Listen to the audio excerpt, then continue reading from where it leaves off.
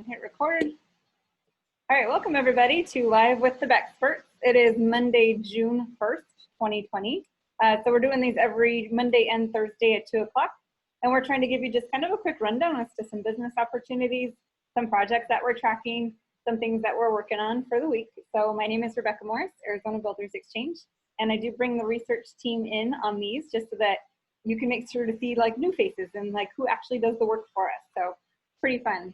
I will start off with telling you a little bit about some stuff that I'm working on. So last week we kind of told you guys we were working on our top capital programs, that kind of event. It's a presentation and event we're doing with APWA of Arizona. So that is Wednesday, June 17th in a couple weeks. That one is super fun, and I'm gonna share what I am working on just to start with. So this is like raw data, which is pretty fun. Oh, it always helps if I actually hit the word share. So I'm gonna show you, this is kind of my very back of house kind of raw data that I get to play with. The really, really interesting thing is this right here. So this is construction activity. So we track total construction activity throughout the state. I downloaded this today from the University of Arizona, the U of A College, Eller College of Business, I think the proper terminology is, azeconomy.org, fantastic data set. The thing that I really want you to pay attention to is we actually have data from January, February, and March of 2020. And then what we can tell is total statewide construction activity. So we've got right here, kind of in the orange, March was actually up year over year, 18, let's just write some of you, 18.57% year over year. So total construction activity in the state, looking at the month of March, was actually up 18.57% year over year. January and February, 12.5%, 12.4%, and 16.14% respectively. So construction volume is doing really, really well. Really, really surprising that we didn't start to see some kind of impact in March. So that's what I'm really looking at. And also the last week, when we did this on Monday of last week, we were talking about our, I'm sorry, was it Thursday? So we had the report came out Thursday, May 21st. We reported on it in Friday's issue, May 22nd of Arizona Builders Exchange, the total construction employment. So we compare these two sets of data. So total construction activity statewide is up. We expected it to go up back in January. We forecasted like a 17% increase year over year. And then coronavirus COVID-19 hit in the beginning of March, kind of early March.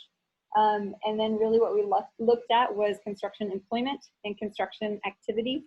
And those so far are really not taking a hit yet. So statewide construction employment did dip by about 3% or 3% in April. And then we have construction activity. This is the first time we've been able to see construction activity. And there's a lag. So we just got our March data and it's actually up. So we are not seeing a huge impact on that yet. So I'm really excited. We'll have a piece on that on Friday. So it's just something that I'm just starting to work on. I just downloaded that raw data today. So that's kind of fresh off the presses. Other things that are going on. I'm actually, that's the big one for me. Is what I wanted to share was like, I'm working on this really kind of a cool update. Should be really fun. We should have that for Friday. So again, employment, construction activity statewide, those are looking really good. And we have data through March and then employment in April. So with that, I will ask Kristen Amato, our public side researcher. Welcome back to Arizona. She just moved back to Arizona a week ago. Yep. First full week back. Arizona native, but she moved away to Chicago for a couple years. So Kristen, what can you tell me about a few of the projects you've been looking at the past few days? Yeah, so I have a couple different design solicitations and then also a CMAR that I wanted to bring up today. The first is ADOT. They are requesting RFQs for final design services for the Willow Creek Bridge replacement. That's on the I-40 Kingman-Ash Fork Highway in between Seligman and the city of Kingman. The project has an estimated valuation of $7 to $8 million and involves removing and replacing the existing bridge structure. This project does have a DDE goal of 5.17%, and those RFQs are due in mid-June for that one. They're estimating that construction will probably start in FY 2023. So that one does have a little ways to go before construction. The Maricopa County Department of Transportation also has an RFQ out for final design services for the Tonto Hills low volume roads. This project involves permanent dust mitigation by paving 17 different roadway segments on the northeastern edge of the city of Scottsdale, right along the outskirts of the Tonto National Forest. This one has an estimated valuation of $9.6 million, and those RFQs are due in late June. They are hoping to start construction on this project in FY 2022. And then last on my list is the CMAR RFQ that I mentioned. This one is for Paradise Valley Unified School District. They're requesting RFQs for CMAR services for the Roadrunner school renovations in Phoenix until late June. The project is a combination of both new construction as well as renovations of the existing campus. And it includes demolition of buildings on the east side of the campus and new construction to make way for a new administration and K-8 building, and then renovations to the northwest classroom buildings for 9th through 12th grade students, as well as modernizing their multi-purpose room and then site upgrades as well. This project is estimated at $9.8 million, and the district is hoping to complete the entire project by July of 2021. Excellent. Very cool. Thank you very much for that. All right, Amanda, our other public side researcher, can you tell us about any project updates you've been working on the past few days? Yes, so there is the campus optimization of at the Carl T. Hayden VA Medical Center. It's been kind of hard to get a hold of anybody with the VA, but it's valued at 10 to 20 million in our database. They originally intended to start construction in 2020, but I just received an update from them. Their current design, which I thought was a little weird, it's only going to go to 35%, and it's going to be complete in October. And then they're going to have to solicit for more design after that. But they don't have like a date for when that's going to happen. And then once design is completed from that one, they're going to solicit for construction, but there's no plan yet. So it was supposed to be the original design, and then construction was supposed to start this year. So I'm not sure exactly what happened, but that was just their status of where they're at. Yeah, it was interesting. And then the Gilbert Regional Park, phase 1B actually is coming to a completion in the 4th quarter. Hayden has that contract, but they're not contracted for phase 2. And the phases are supposed to kind of run right after each other. So that should be coming out like within next couple of months. I didn't get an actual date, but I did get a status update on their construction timeline. So, okay. Yeah, so that's coming soon. And then another one is coming soon, which is all the updates I've been getting so far. But it's the 3rd Street Promenade, Roosevelt Street to Indian School modernization project. That's for $7.2 million. Design just concluded. Construction is supposed to be starting in the fall, so I'm expecting a bid for construction to come out soon for that one. I actually didn't get the owner, but that sounds like City of Phoenix. Guessing? Yes. Oh yeah, it is actually. Because I was just looking it up. Based on names. Yeah, it's not out yet. Okay. So our likely construction bidding is going to take place pretty soon if they're going to start in the fall. That should be soon. Okay. Yeah, so all of my updates are something's coming soon. So, good to find that. Yeah. If we know it's coming, that's fantastic. Excellent. Any more? Nope, that's it for today. Well, I was talking to the research team earlier today. It looks like it's a little bit of a slower week for us with the holiday and everything, and everybody's taking a little bit of a pause. So definitely a slower week in terms of updates. So with that, I will ask Jeffrey. Jeffrey, are you on the line? I'm here. Perfect. Let me get our database up. All right, so this is our database product. For anybody who's not familiar or who doesn't tune in super regularly, we always kind of go through a couple of database projects as well. So Jeffrey, I have 2856 Taylor Morrison Paradisi Multifamily. What can you tell me about this project? All right, so it helps to start with kind of some backstory on it.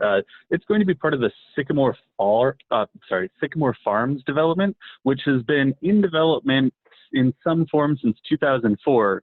So before the 303 even ran through it, and it's taken a few different shapes, and the exact zoning and how they're going to do it has changed a few times. Most recently, back on May 5th, they took it back to the city council again to change parcel 10 to this medium high density parcel in order to accommodate a much higher density product.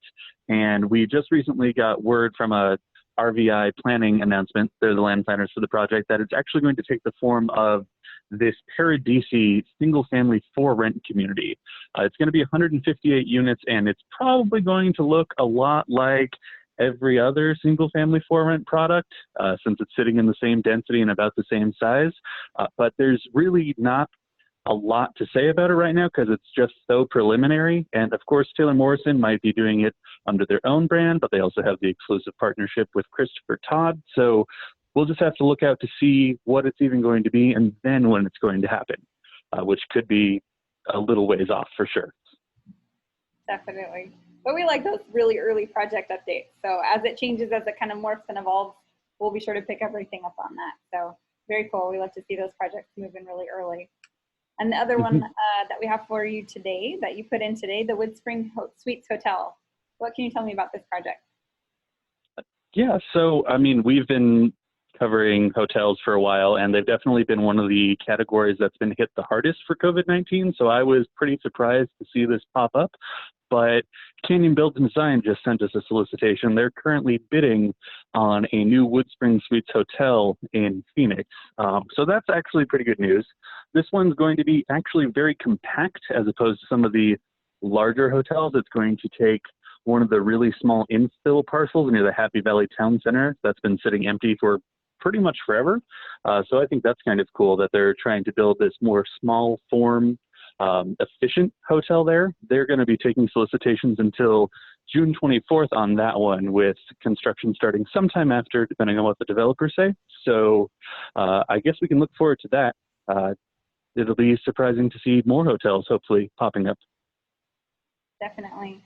So I just did kind of the slow scroll. It looks like we have a lot of documents. Looks like we have plans and specs on that, which makes sense if we have if they're in subcontractor bidding phase. We've got this great map, so we can pinpoint exactly where it is going to go. And on the database product, our goal here is to provide you with full contact information. So anybody who's interested in the project, we want you to be able to do something with this information. So getting in touch with the right people that can answer your questions, that can certainly influence, or, you know, hopefully help you get a piece of this project. So that's our intent. So very cool. Thank you. Thank you, Jeffrey. I'm going to turn this. Of course. And then Roger, our other private side researcher. Tell me about a couple projects you've been working on the past few days.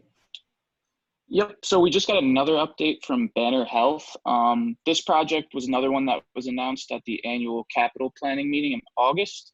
This is the LL2 ancillary shuffle. It's pretty much just a lot of tenant, it's 46,000 square foot tenant improvement project, and it's going to involve moving around a bunch of different portions of the medical center there.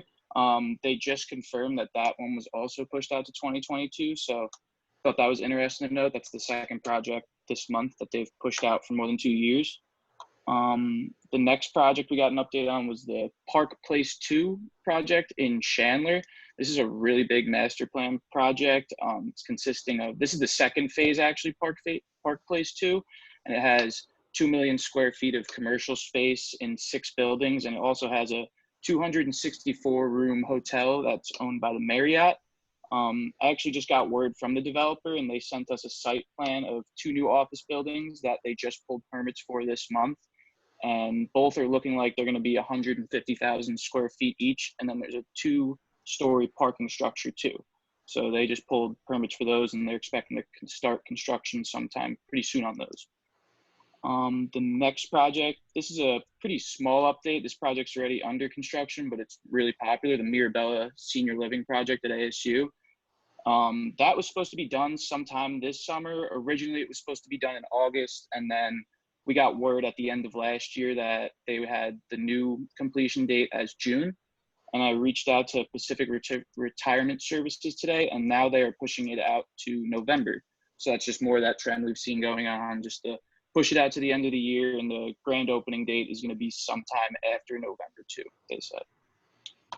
And then the last update I got This is a really small project actually for the database. It's in Florence. It's the Windmill Winery expansion. Mhm. It's a winery located in Florence. The expansion involves like a 25-room inn, a new event center, and an RV park. And I just thought it was interesting to note. I've been talking to the owner a lot, and he said that they've been going through the GC selection for almost a year now, so it's been going on for a while. And he just said that it was just interesting the way he said that the price increases keep pushing out the start date and the GC selection. He also said that he wasn't too upset about it because he's happy he just doesn't have a brand new empty hotel right now. So I thought that was interesting to note, get an overview.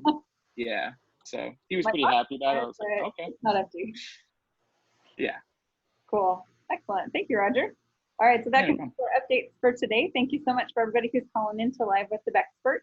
It is our goal, again, just to give you some business opportunities, some updates as to what we're working on.